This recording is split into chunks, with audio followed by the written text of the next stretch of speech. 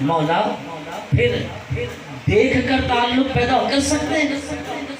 دیکھ کر رب کا قرآن پکارتا ہے لا تدرکہ الابصار، کوئی نظر بھی ایسی نہیں جو رب ذوالجلال کا احاطہ کر سکے، کوئی نگاہ ایسی نہیں جو رب ذوالجلال کو دیکھ سکے۔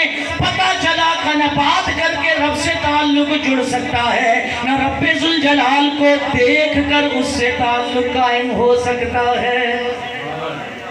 تعلق جوڑنے کے تو دونوں راستے ہمارے لیے بند ہو گئے جی۔ مولا تجھ سے تعلق کیسے قائم کریں؟ گویا رب کا جواب آتا ہے میرے بندے تو مجھ سے تعلق قائم کرنا چاہتا ہے، ہاں یہ تو بتا تو مجھ سے کون سا تعلق قائم کرنا چاہتا ہے، کنڈیشن تو بتا، تو مجھ سے کون سا تعلق قائم کرنا چاہتا ہے؟ بندہ مومن سوچ کر کہتا ہے مولا میں تجھ سے تیری اطاعت کا تعلق قائم کرنا چاہتا ہوں، مولا میں تیرا مطیع ہو جاؤں، تیرا فرما بردار ہو جاؤں، مولا میں تیری اطاعت کرنے والا ہو جاؤں، میری ذات سے تعلق تیری ذات کے ساتھ اطاعت کا بن جائے۔ رب نے فرمایا اے میرے بندے اگر تو مجھ سے اطاعت کا تعلق قائم کرنا چاہتا ہے تو پھر میرا قرآن کھول کر دے، اے میرے بندے پھر تو قرآن کھول کر دے۔ قرآن کریم فرقان حمید جب 5واں سپارہ سورہ نساء کھول کر دیکھی تو اس میں لکھا تھا مَن یُطِعِ الرَّسُولَ فَقَدْ أَطَاعَ اللَّهَ۔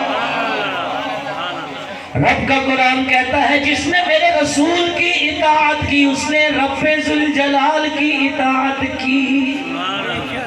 پتہ چلا کہ رسول کی اطاعت ہی رب کی اطاعت ہے، تو پتہ چلا کہ اگر اطاعت رسول پائی گئی تو یہی اطاعت رب کی اطاعت میں بدل جائے گی۔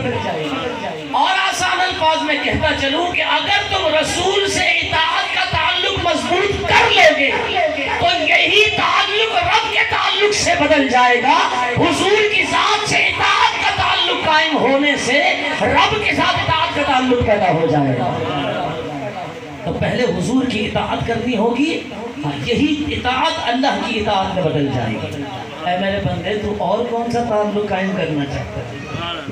پھر بندہ سوچ کر کہتا ہے مولا میں تجھ سے تیری رضا کا تعلق، تو راضی ہو جائے، اے اللہ تو راضی ہو جائے، میں تجھ سے رضا کا تعلق قائم کرنا چاہتا ہوں۔ اچھا تب بھی قرآن کھول کے دیکھ۔ جب قرآن کھول کر دیکھا سورہ توبہ 10واں سپارہ رب ذوالجلال ارشاد فرماتا ہے وَاللَّهُ وَرَسُولُهُ أَحَقُّ أَن يُرْضُوهُ۔ اللہ اور اس کا رسول تو زیادہ حقدار ہے اس بات کا کہ اس کو راضی کیا جائے۔ اللہ اور اس کا رسول تو زیادہ حقدار ہے کہ اس کو راضی کیا جائے۔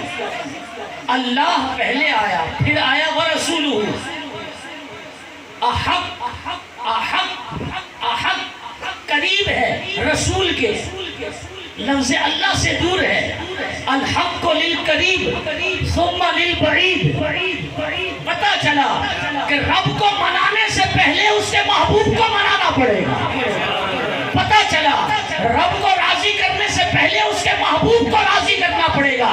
اور سنو جب محبوب راضی ہے تو سمجھ لینا رب بھی راضی ہے، لیکن یہ نہیں ہو سکتا کہ محبوب ناراض ہو رب راضی ہو، یہ فیصلہ ہی نہیں، رب کی منشا ہی نہیں۔